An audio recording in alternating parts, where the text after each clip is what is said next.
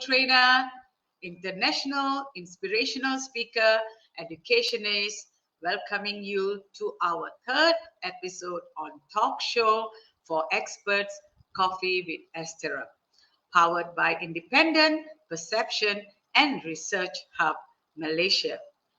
Initiative by its founder and CEO, Professor Dr. Muhammad Shahriar Parvez. Independent Perception and Research Hub is an educational research and consultation center for talented researchers and educational scholars to share their perceptions on different issues and facts. The main goal of IPRH is to enlighten the independent perception of individual thoughts by knowledge knowledge sharing, because IPRH always believes in that knowledge is power. It is a great honor and pleasure to introduce our esteemed guest, Ambassador Herdiana Dewi Nurfika from Indonesia. She is the CEO, founder, trainer at Bliss Education Center, owner at Pull Empower, owner and CEO at HD and Staff Indonesia, country chair at G100 Oneness and Wisdom, brand ambassador at All Lives Do Exist Global Peace Movement. Ambassador Herdiana Dewi Nurfika is also a well-known personality on international platform. She has achieved tremendous success in her related field, and her work has been recognized with numerous awards and accolades. She is definitely an inspiration to many women, especially mothers, professionals, and leaders around the globe. Her sharing is going to inspire many of you, dear audience. Please join with me in welcoming Ambassador Herdiana Dewi Nurfika to Show for Experts Coffee with Estera. Welcome, Ambassador Herdiana Dewi Nurfika, to our show. Hello, good morning, good afternoon, and good evening to everyone. I'm so happy to be here with my dear Estera. Thank you so much for the invitation, and also IPRH. I'm honored to be with all of you. Welcome, welcome. It's really wonderful to see you again. Such a dynamic person, a person who is a good example for everyone.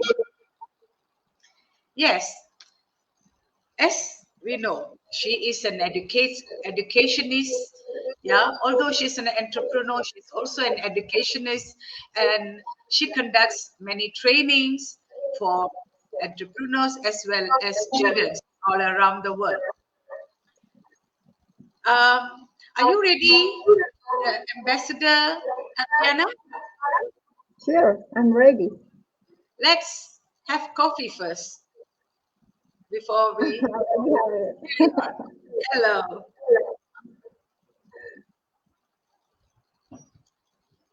Great. Let's go to our question. Today, the first part, I'm going to ask about the mindset. Questions based on mindset. Can you please describe the importance of having a growth mindset in personal and professional development? How does it impact an individual's ability to overcome challenges and achieve success? Okay, thank you so much, Maggie, for the question.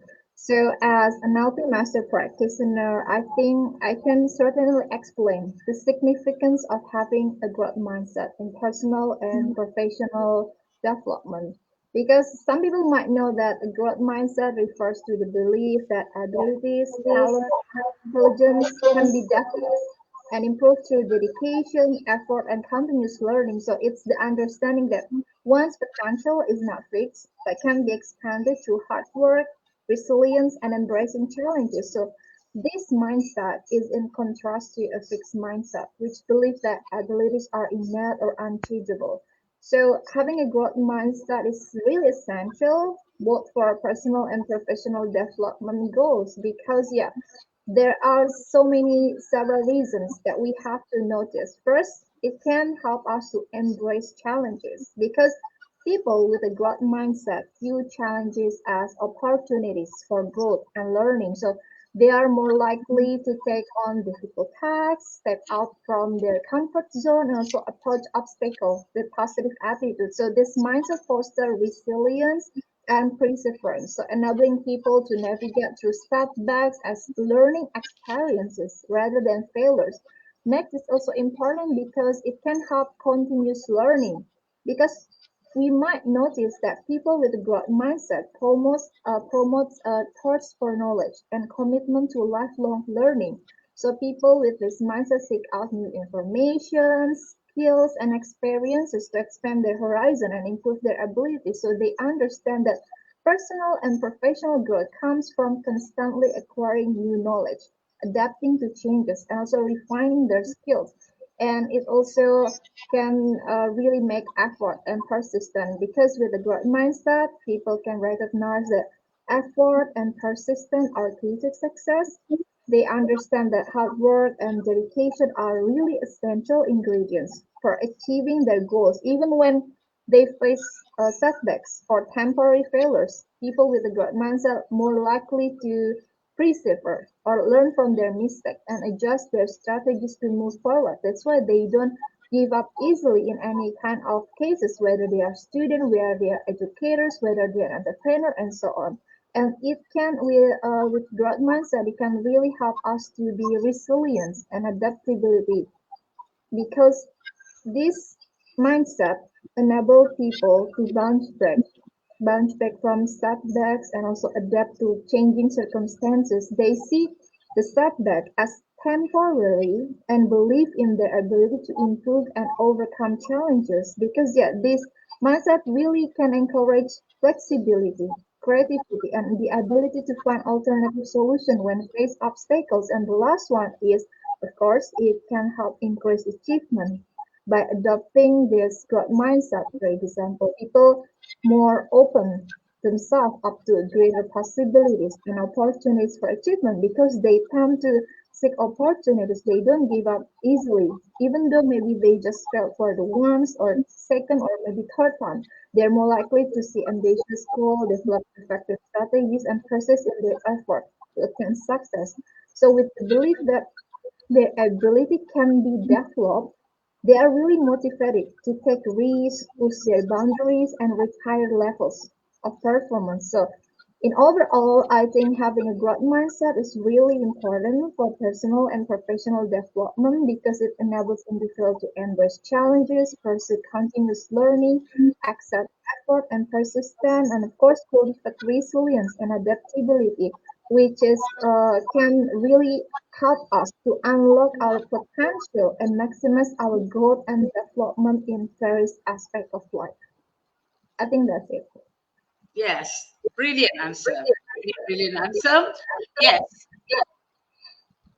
in education, if you want to be knowledgeable and you want to have the right mindset, we have to keep on learning and make sure that we always keep growing in whatever we do.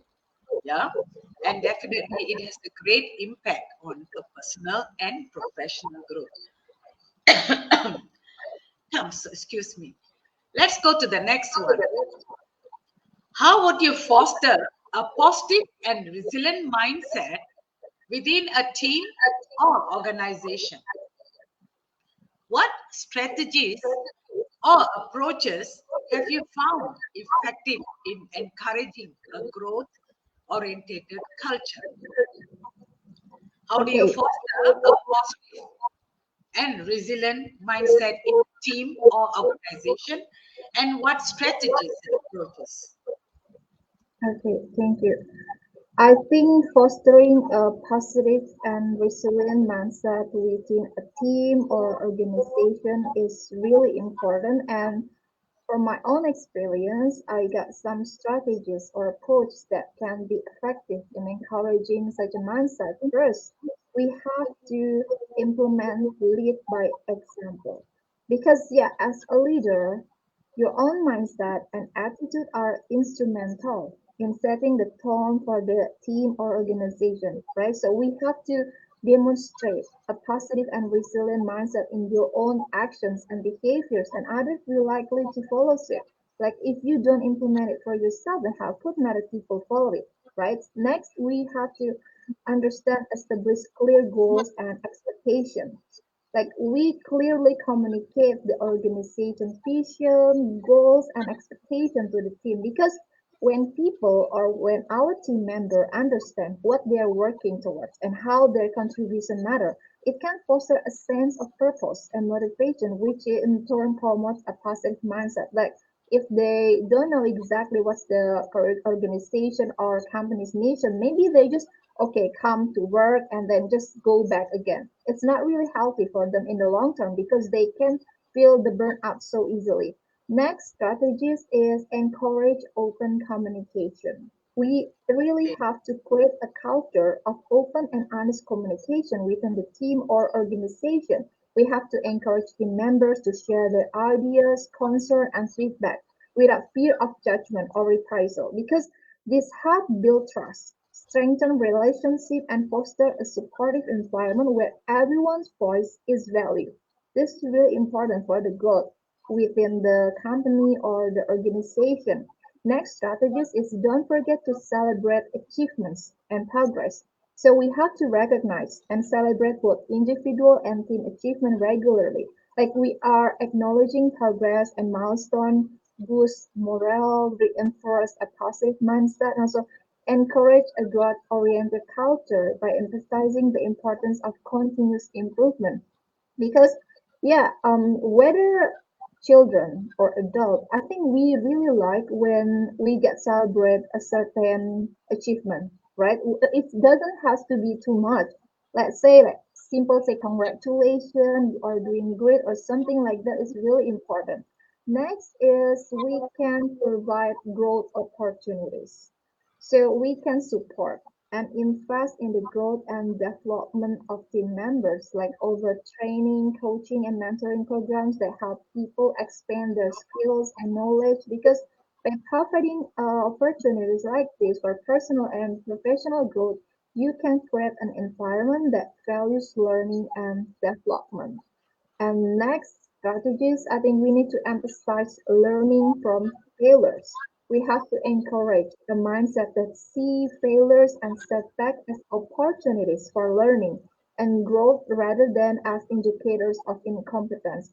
One thing that I think people have to know, many organizations or even big companies, they tend to seek incompetence assessment just because a specific individual or maybe team members fail in the specific project. So we don't have to do that. We need to foster an environment where mistakes are viewed as valuable lessons and encourage people to analyze failure, extract insight, and also apply those lessons in future endeavors. So we accept the reality that we felt in the specific set or maybe specific project. We see and we try to identify, we try to analyze what's wrong during that time, and we can take it as a feedback for our future project. And next, we can also put strategies which is foster a supportive and collaborative culture. Like we can encourage teamwork, collaboration, and mutual support among team members. So create opportunities for cross-functional collaboration because it can ensure that everyone feels included and valued. And this supportive culture promotes resilience and positive mindset as individuals feel that they have a network of support to rely on. And the last one or the last strategy is I think we should and well-being. So we need to recognize the importance of work-life balance and prioritize employee well-being. So we need to encourage people to take care of their physical and mental health and provide resources and support for achieving healthy work-life balance. Because yeah, when people feel supported and balanced, they are more likely to maintain a positive and resilient mindset, right? So we need to remember that fostering a positive and resilient mindset is an ongoing process. So it's constantly applying the strategies and approach while adapting them to the specific needs and dynamic of your team or organization really can help create a culture that encourage growth, innovation, and overall success. I think that's it. Yeah, fantastic, fantastic. Wonderful answer. Okay, can we go to next?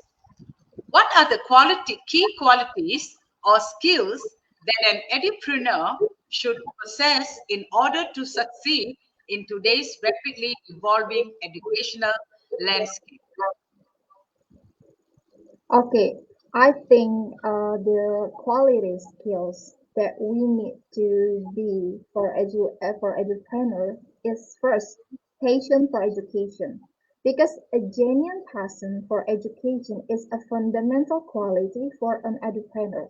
It will fuel your motivation, drive your effort, and help you make a positive impact on learners' life. And then next is adaptability, because the adaptability to adapt quickly to changing trends, technology, and learning needs is really crucial, especially nowadays. We live in a constant change and stay abreast of the latest advancements in education. It can help understand emerging pedagogical approach and be willing to embrace innovative strategies. Next is, of course, we need an entrepreneurial mindset, because an entrepreneur should possess an entrepreneurial mindset which includes qualities such as creativity, initiative, risk-taking, and also a proactive approach to problem-solving. So this trait will help you as an entrepreneur identify opportunities, like take calculated risk and innovative in the field of education, because no matter what, whether you are entrepreneur or whether you are entrepreneur in any kind of field, you have to be able to take risks, right? But you also have to be able to calculate the risk that you might face. And fourth, of course, we need leadership skills, because as an entrepreneur or entrepreneur, you are likely to work with a team and collaborate with various stakeholders. Strong leadership really need, like including effective communication, decision making, and the ability to inspire and motivate others are essential for successfully navigating the educational landscape. Because we know, like maybe some principals, stakeholders, or even educators, they feel burnt out. They feel they are not enough because of some external circumstances. And in this condition, the leader or the entrepreneur has to be able to motivate, to encourage them. And then next is, of course, educational expertise. Like we have to develop a deep understanding of the subject or areas you specialize in, because this expertise is not only enhance your credibility but also enable you to design effective learning experiences and create valuable educational products and services that you will provide to people. And I think the other qualities, of course, continuous learning, because we know that the field of education is constantly evolving. Like imagine you are become an entrepreneur nowadays compared to 10 years ago or 5 years ago. If you don't want to continue learning about the current trends, then what you're going to offer? It's vital to have a mindset of continuous learning, stay updated with the latest research, attend conferences, participate in workshops, and even engage in professional development activities to enhance your knowledge and skill. And I think the next strategies we need to be able to do networking and collaboration, because entrepreneur or any kind of entrepreneur need to build a strong network of professionals in the education industry, for example. We need to collaborate with educators, researchers, policymakers, and other stakeholders to gain diverse perspectives, to be able to access valuable resources. form partnership that can help you amplify your impact. And next is technological literacy. Because in today's digital age, we know that technology plays a crucial role in education, so we have to familiarize yourself with the relevant educational technologies like digital tools or even online learning platforms because this will enable you to leverage technology effectively in your educational initiative and adapt to the evolving digital landscape. Next is business acumen. While the primary focus is education, entrepreneurs should also possess basic business skills, understand financial management, marketing, even strategic planning and project management is really important to ensure sustainability and growth of your educational centers. And the last one is ethical and student-centered approach. Because as entrepreneur, we need to prioritize the best interests of learners and maintain high ethical standards in your educational practice or activities. So we need to strive to create inclusive, equitable, and student-centered learning environment that foster engagement, growth, and positive outcomes for all learners. So I think all of these qualities and skills are not exhaustive, so the educational landscape will continue to evolve. So no matter what, outside these skills that I have mentioned, we have to always embrace a mindset of lifelong learning and adaptability to thrive as an entrepreneur. Because maybe this quality of skills for entrepreneur that I just mentioned is going to be important right now, but we cannot predict it. Maybe 3 years later it's going to be different. Well detailed explanation. I'm very sure all our audience got a full understanding of the key qualities and the skills an entrepreneur should possess in order to succeed in today's rapidly evolving educational landscape.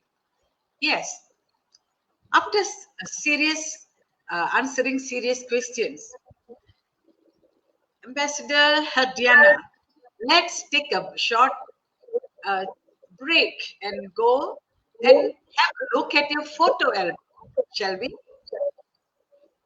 Yeah, Shall we? sure. Yeah. Yes. Okay. This is your beautiful photo album. Yeah, dear audience, Ambassador Herdiana has strings of qualification. If you see here, is to even ever read about who she is. Okay, I'm very sure you can go to her Facebook and explore more about her. So here we have a beautiful picture here on the first page. Let's go to the next. This is a short bio here. I think you can see her bio on her Facebook. Yeah. Dear, can you please just talk about this first slide? Who's this pretty girl? Okay, so in this first slide, it's me with my daughter. Her name is Aurora Sabrina. And yeah, I like hanging out with her, even made quotes with her as well. She is 10 years old. And in her picture is she with her teacher with the medals because she won several subjects at the schools and also from national olympiad as well. So in that slide, also you notice that I was wearing training or short as well because I do really like exercise because I think no matter how busy we are, we have to be balanced in a simple life and also the professional field. Like I have mentioned, we have to balance our work life. We cannot always work all the time, or maybe staying in front of the laptop, staying on the same row, or maybe sitting for 10 hours and so on, and we forgot to move our body. So in my regular time, I usually exercise at home. I stopped my membership at the gym for some reason, and I feel like nowadays with the digital age, with so many videos on YouTube that we can find, we can try to do workout at home. So actually, there is no much excuses because yeah, we live in digital age. We can access so many resources from internet, especially from YouTube, because there are so many plenty of videos that whether you want to shape your body, whether you want to lose your weight, whether you want to gain your muscles, you can find that kind of videos on YouTube. So I encourage people to have a balanced life. Don't only think about your professional, but also look at your personal matter. Take care of yourself. You have to not only maintain your foods, but also try to take time to move your body. It doesn't supposed to be a core exercise or heavy exercise, full body exercise. It doesn't supposed to be like that. You can simple even follow a dance video for 3 minutes. It will be okay rather than didn't do anything. So I encourage people to at least move their body. If you have a favorite song and it has an upbeat a rhythm, I think you can follow that song and simple just move your body. It will be okay. There is no rules actually. You should work out at the gym or you should do body weighting or something like that. There's no clear rules like that. You can simple move your body, get some sweat, and it will be fine as well, rather than not doing anything. Yes, great. You are right. So, dear audience, you heard that?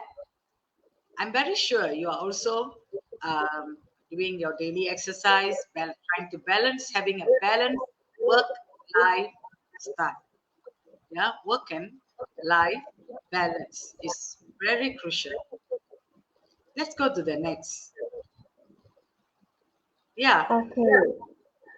how about this? In Okay, in this slide, we got four logos, which is all of my businesses. The first is Bliss Education Center, where I provide languages courses such as English, German, and also provide training and coaching programs. The second is HTN, or HTN Staff, where I provide frozen food, specifically for Korean foods. Next is Full Empower. It's actually a platform where I encourage people to empower their well-being and balance their mental health. And the last one is the upcoming business called Braincy Firm.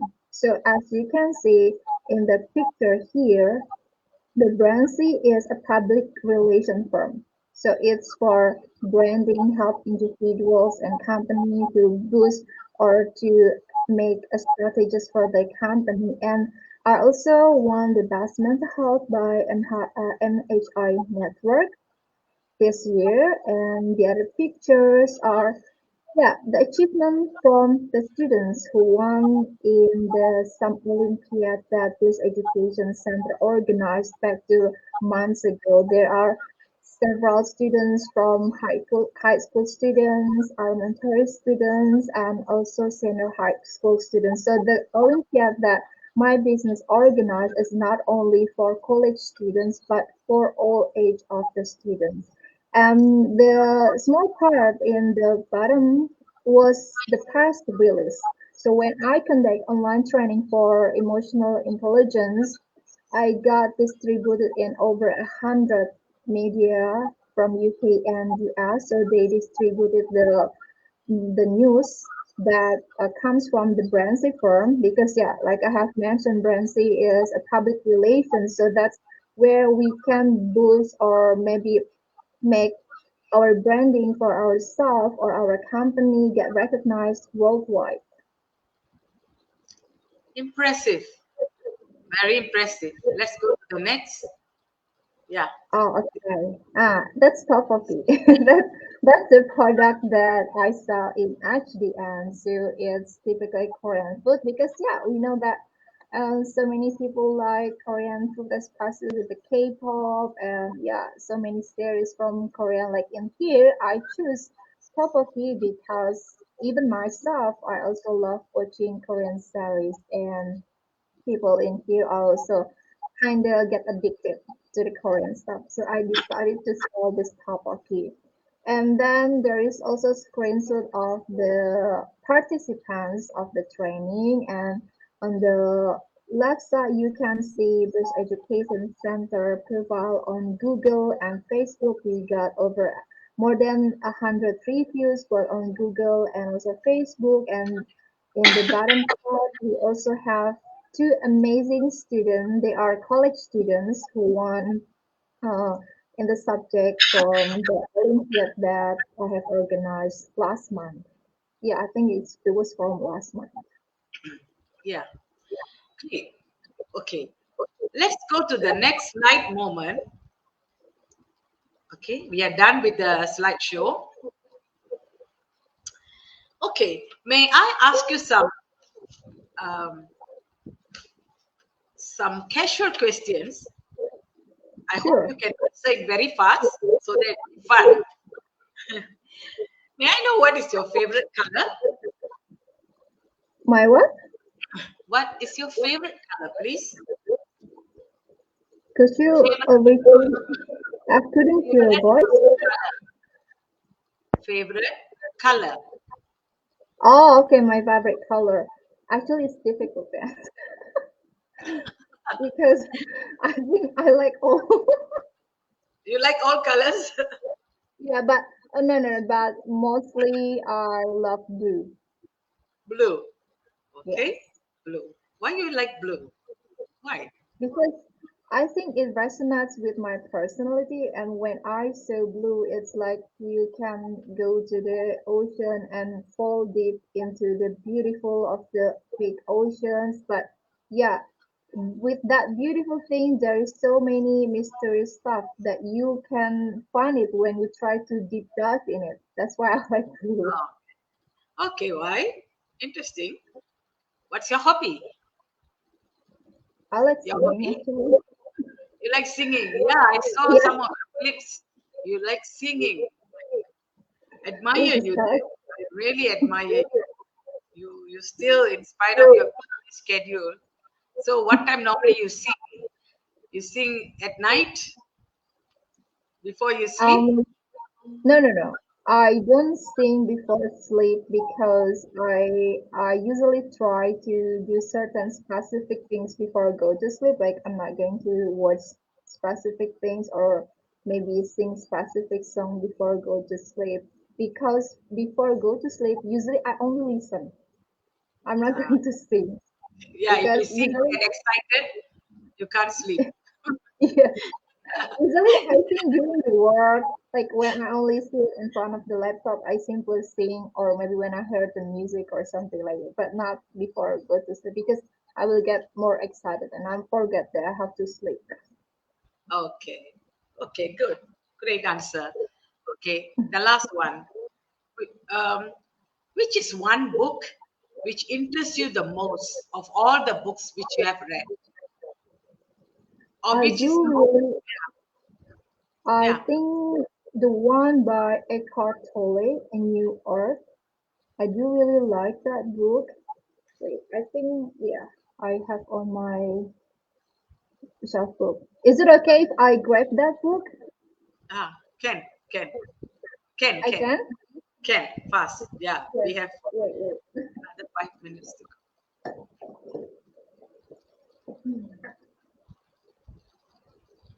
Okay, this one is my favorite. Eckhart Tolle, A New Art, like Awakening to Your Life Purpose. Okay, I okay, found, yes, okay. I found this Oh, book this is during your the favorite internet. book. Okay, fine, fine. Yeah, yeah. Because we're short of time. Anyway, it's good that you read books and this is your favorite book. I think I heard about that book. Thank you, dear. Thank you so much. Let's continue our question. The field. Yeah. Next question. The field of education is constantly. Can you hear? Am I audible? Yeah, but there's echo actually. Yeah. There's echo. Um, but I can hear something on the background. Yes.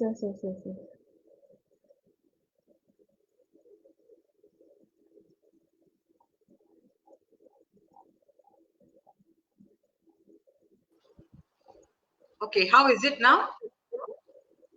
Yes, yes. I think it's Can good you right hear? now. Yes, I can hear you.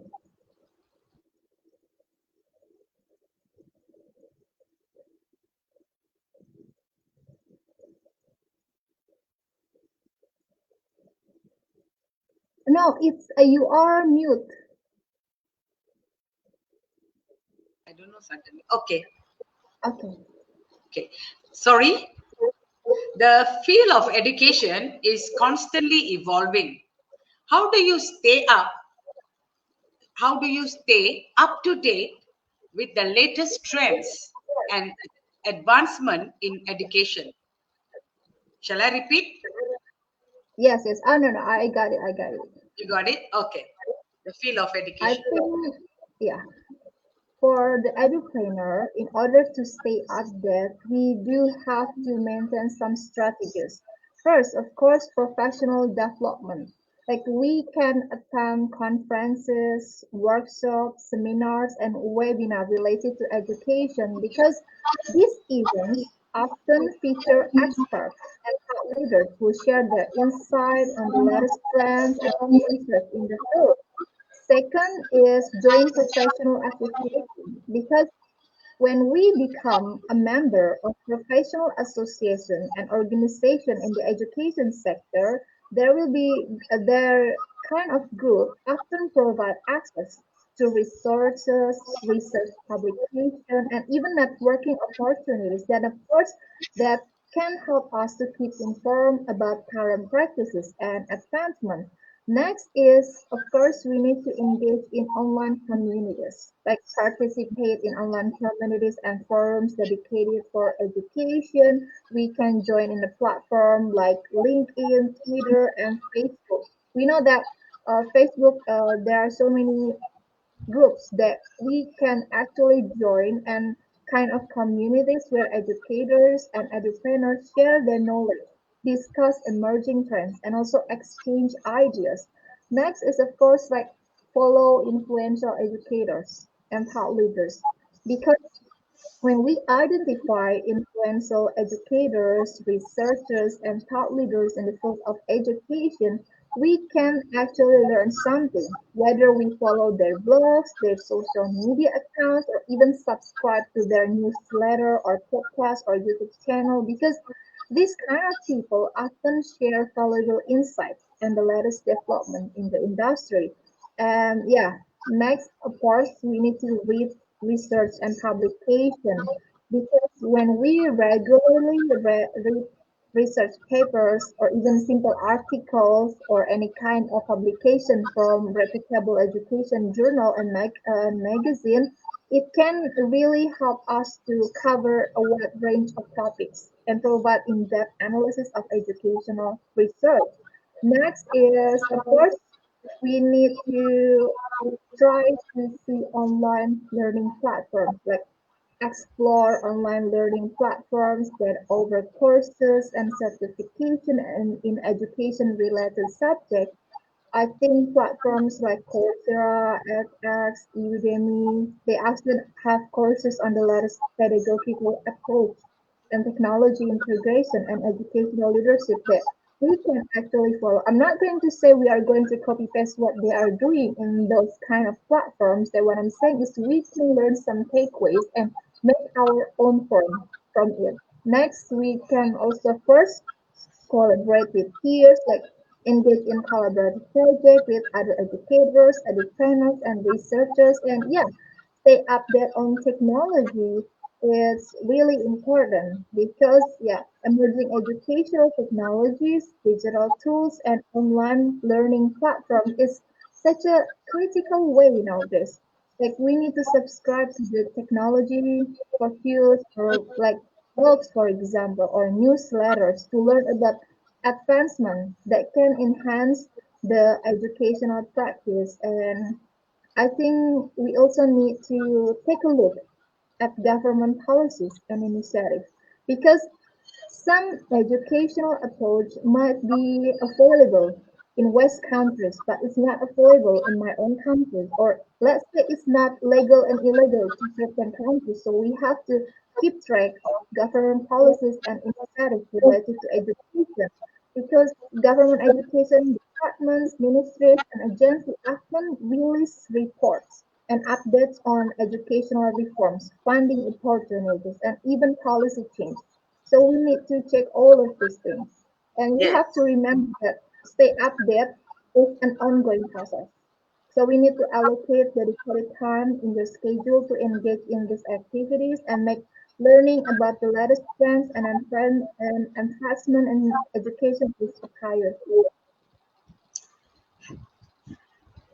Dear Ambassador Herdiana, your session today with us is truly fascinating, inspiring, and you are an admirable guest.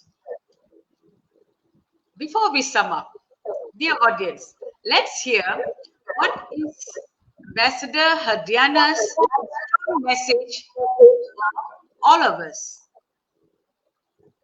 Herdiana, please, Yeah, your strong message. okay. I do really want to encourage people to implement lifelong learning. Don't stop just because you got a certain degree. Don't stop just because you already got a certain positions. Because when you deep dive into something, there must be another things that you haven't discovered yet. So encourage yourself to develop a growth mindset, to be flexible, to want yourself learning more and more. And don't forget that any kind of failures or setbacks that you have is such a pending celebration. So don't feel small about it because we need to learn from our mistakes. Exactly. Lifelong learning is a must for every one of us. Anything which you desire. Yes, before we end the show, I wish to thank each and every one of you, dear audience, around the globe for all your comments and your wonderful support. Till we meet again in next episode with another prominent figure.